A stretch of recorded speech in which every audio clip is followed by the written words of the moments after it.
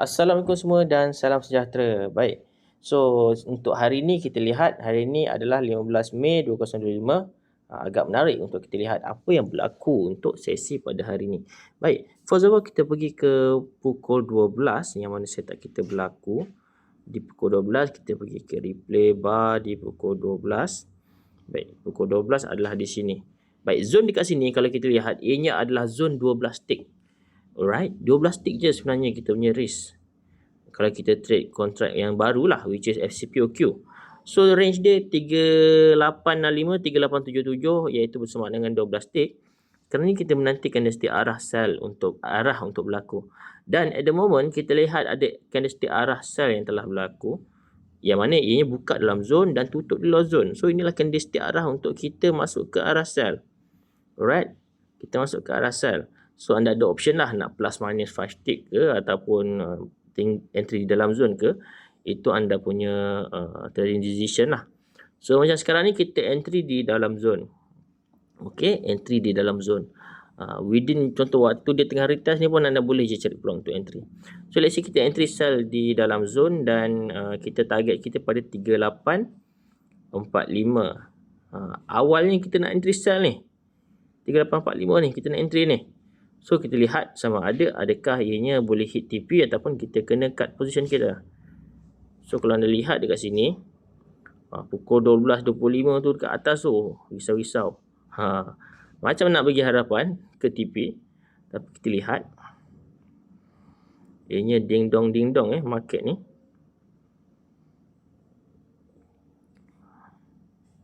Okey, kemudian waktu ini berlaku, apakah decision anda?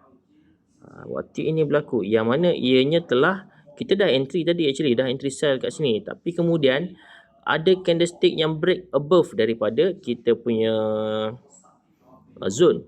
Okey, untuk kita nak cut loss, tak kisahlah dia buka dalam zone ke, dia buka luar zone ke, asalkan dia close sahaja bertentangan dengan zone kita, dekat sini kita perlu cut loss. Kita perlu cut loss dan kita akan masuk untuk recovery.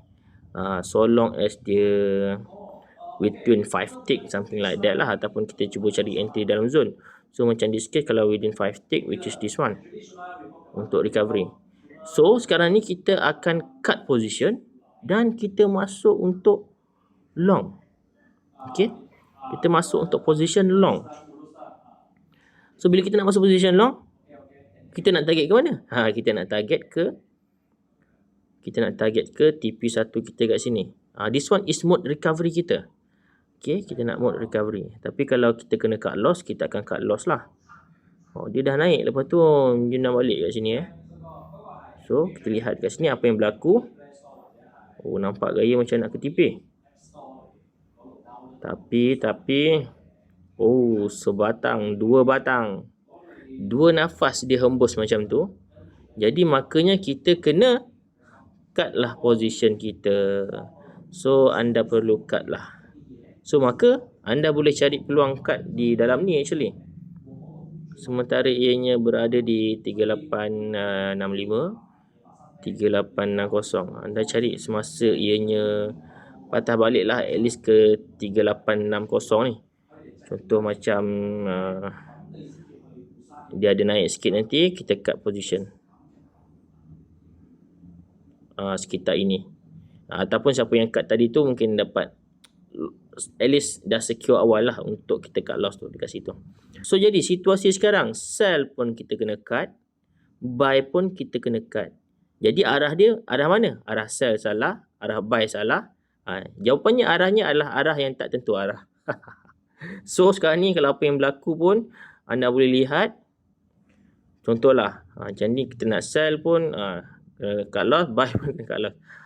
So macam ni, kalau dah macam 2 kali pun position tu tak kena ke TP, malah kita kena cut loss, so tak perlulah kita nak masuk lagi dah. Sebab ianya dah memberi tanda arah yang tak tentu arah. Macam yang saya selalu tekankan, always a next trade. Akan ada setup seterusnya. So dah 2 kali loss ni dah cukup lah. Tak perlulah nak masuk lagi. Mungkin ketika itu kita dah boleh identify, ini adalah sideway ni. Sebab buy pun salah, sell pun salah. Baik, semoga bermanfaat dan sabar menanti untuk setup seterusnya. Sama-sama kita nantikan.